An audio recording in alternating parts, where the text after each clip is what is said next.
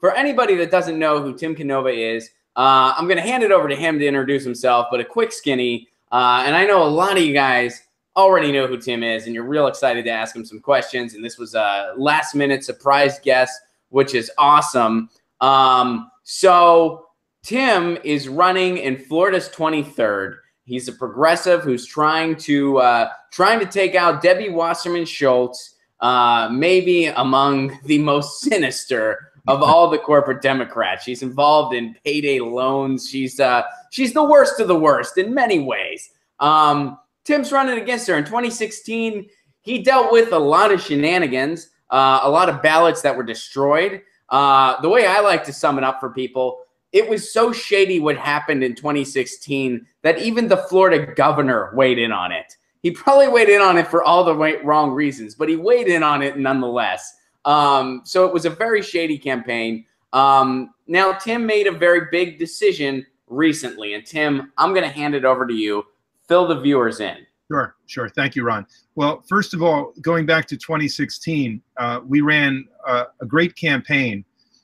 We tapped into all of that grassroots momentum and energy and raised a lot of money in small donations online.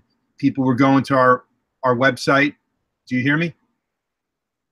Yes, I do. Okay. But people were going to our website at timcanova.com, and we built a great big field organization, knocking on 10,000 to 12,000 doors a week. And our field numbers showed a much different result than the official result.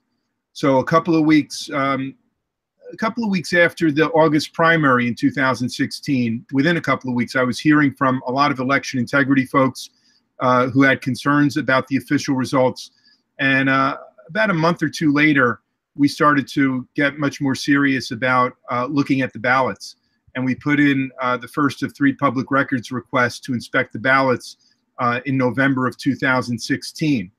And the long and short of it is the Broward Supervisor of Elections stonewalled us for more than half a year, and I had to bring a lawsuit. While the lawsuit was pending, the Broward Supervisor of Elections destroyed all of our paper ballots in violation of federal law, which requires that they keep these ballots for 22 months.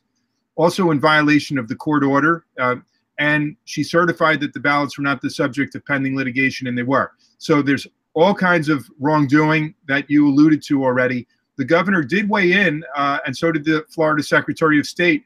I bring it up because I don't think they're going to be done weighing in. This is a lawsuit that's ongoing. We expect to win this lawsuit, and I think when we do, there's a decent chance that the governor is going to want to replace this Supervisor of Elections. Now, in the course of all of this, I reached out to the local Democratic Party, the Broward Democratic Party, Miami-Dade, the Florida Democratic Party, asking them to join with me to call for an official investigation of this ballot destruction. And the silence was just deafening.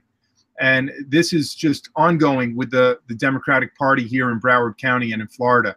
They make no pretense really about being neutral. They prevent candidates like me from getting up and even speaking at party functions. They